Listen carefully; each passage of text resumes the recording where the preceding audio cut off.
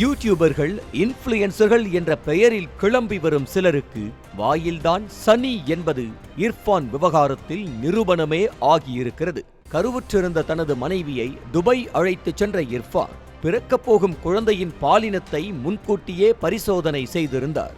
இந்தியாவில் கருவில் இருக்கும் குழந்தையின் பாலினத்தை அறிவதற்கு தடை இருக்கும் நிலையில் துபாய்க்கு அழைத்துச் சென்று இர்ஃபான் பரிசோதனை செய்ததில் எந்த விதிமீறலும் இல்லை. ஆனால் துபாயில் பாலின பரிசோதனை செய்ததை சென்னையில் பார்ட்டி வைத்து அறிவித்ததோடு தனது யூடியூபிலும் வீடியோ போட்டதுதான் சிக்கலுக்கு மேல் சிக்கலை கொண்டு வந்து விட்டிருக்கிறது. இந்த வீடியோ விவகாரம் விஸ்வரூபமாகி 3 பேர் கொண்ட குழு அமைத்து விசாரிக்க உத்தரவு போட்டது தமிழக சுகாதாரத்துறை. மேலும் இந்த குழு யூடியூபர் இர்ஃபான் வீட்டுக்கு சென்று விசாரணையும் நடத்தியிருக்கிறது. இந்த நிலையில் தாம் செய்தது தவறுதான் என யூடியூபர் இர்ஃபான் மன்னிப்பு கேட்டிருப்பதாக தகவலும் வெளியானது. என்னதான் மன்னிப்பு கேட்டாலும் லட்சக்கணக்கான ஃபாலோயர்ஸ்களை வைத்திருக்கும் இர்ஃபான் கருவின் பாலினத்தை பொது வெளியில் அறிவித்து மோசமான முன்னுதாரணமாக மாறியிருப்பதாக கூறுகிறார்கள். இப்போ பண்ணுறதெல்லாம் பண்ணிவிட்டு நம்ம ஒரு மன்னிப்பு கேட்டாலோ இல்லை நான் வீடியோவை எடுத்துட்டேன்னு சொல்வது மட்டுமே ஒரு தீர்வாக இருக்காது. அந்த வீடியோ இருந்த சில நாட்களிலேயே லட்சக்கணக்கானோர் அதை பார்த்து விட்டார்கள். அதுவும் இல்லாமல் முதல்ல அந்த விஷயம், அந்த கான்செப்ட் வீடியோ பார்க்காதவங்களுக்கு கூட என்ன விஷயம்னு தெரிஞ்சிச்சு. இப்போ பிரச்சனை என்ன அப்படின்னா, இந்த விவரங்கள் வெளிப்படையாக சொன்னதுனால இப்படி ஒரு ஐடியா இருக்குது அப்படிங்கிற மாதிரி மக்கள் மத்தியில் பரப்பப்பட்டு விட்டது. ஸோ எல்லா விஷயங்களுமே காட்டு தீ போல பரவும் பொழுது ஒரு மன்னிப்போ இல்லை நான் வீடியோவை ரிமூவ் பண்ணிட்டேன் என்பது மட்டுமே ஒரு தீர்வாக இருக்க முடியாது, அது ஏற்புடையதாக இருக்க முடியாது.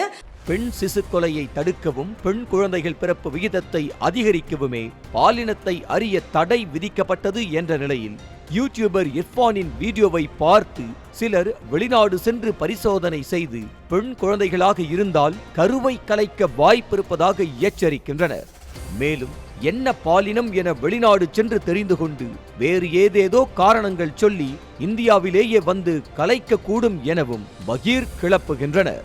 லூப்போல் எல்லாம் பயன்படுத்தி கொண்டு வேறொரு நாட்டில் போயிட்டு செக்ஸ் டிட்டர்மினேஷன் பண்ணிட்டு இந்தியாவிலோ அல்லது வேறு நாட்டில் பெண் கரு கொலை செய்வதற்கு ஒரு முன் உதாரணமாக இப்படிலாம் நீங்கள் பண்ணலான்னு ஐடியா கொடுக்குற மாதிரி இருக்கிறது. ஸோ இது முற்றிலுமாக வன்மையாக கண்டிக்கிறது. இன்னும் கூட இந்தியாவின் எல்லை மாநிலங்களில் இருப்பவர்கள் அண்டை நாடுகளுக்கு சென்று பாலின பரிசோதனை செய்து வருவது நடந்து வருகிறதாம். அப்படி இருக்கையில் இர்ஃபானின் வீடியோ லட்சக்கணக்கான மக்களை தவறாக வழிநடத்தக்கூடும் என்ற அச்சம் எழுந்திருக்கிறது. கண்டென்ட்டுக்காக யூடியூபில் வீடியோ போட்டுவிட்டு தற்போது அதனை நீக்கிவிட்டு வெறுமனே மன்னிப்பு கேட்பது போதுமானதாக இருக்காது எனவும் கூறுகின்றனர். அங்கே போய் செஞ்சிட்டாருங்கிறத விட அதை வெளியில சொல்லி அது நம்ம ஒரு கண்டென்ட் கிரியேட்டரா பண்ணும் பொழுது அதனுடைய பின் விளைவுகளாக, பக்க விளைவுகளாக இது தவறான முன் உதாரணமாக ஆகிவிடும். பலர் இந்த மாதிரி போயிட்டு வேற இடத்துல போய் செக்ஸ் டிட்டர்மினேஷன் பண்ணி இந்தியாவில் கருக்கலைப்பு செய்து கொள்வதற்கான வாய்ப்புகள் இருக்கிறது என்பதன் காரணமாக தான் தமிழக சுகாதாரத்துறை இந்த விஷயத்தை தீவிரமாக எடுத்துக்கொண்டு அதன் அவர் மீது நடவடிக்கை எடுக்கணும்னு சொல்கிறாங்க. குழந்தையின் பாலினத்தை அறிவதற்கு எதிரான சட்டம் 30 ஆண்டுகளுக்கு முன்பு கொண்டு வரப்பட்டது என்ற நிலையில் ஒரு நபர் தனக்கு பிறக்கப் போகும் குழந்தையின் பாலினத்தை வெளிநாட்டில் தெரிந்து கொண்டு இந்தியாவில் வந்து பார்ட்டி வைத்து பொதுவெளியில் அறிவிப்பதற்கு என்ன மாதிரியான தண்டனைகள், வழக்குகள் உள்ளிட்டவை குறித்து தெளிவான பிரிவுகள் இல்லை என கூறப்படுகிறது. ஆகையால் தற்போதைய சூழலுக்கு ஏற்ற மாதிரி சட்டத்தில் கடுமையாக திருத்தம் கொண்டுவர வேண்டும் என்ற கோரிக்கையும் வலுத்து வருகிறது. இர்ஃபானின் மன்னிப்பை சுகாதாரத்துறை ஏற்றுக்கொண்டு இந்த விவகாரத்தை முடித்து வைக்க நினைத்தால் இதே மாதிரி பலரும் குழந்தைகளின் பாலினத்தை அறிய வெளிநாடு கிளம்பக்கூடும். ஆகையால் யூடியூபர் இர்ஃபான் மீது உரிய நடவடிக்கை எடுப்பதே பாலின பரிசோதனைக்கும் ஜெண்டர் ரிவீல் பார்ட்டிக்கும் சரியான முற்றுப்புள்ளியாக இருக்கும். செய்திகளை உடனுக்குடனும் துல்லியமாகவும் தெரிந்து கொள்ள சப்ஸ்கிரைப் பண்ணுங்க.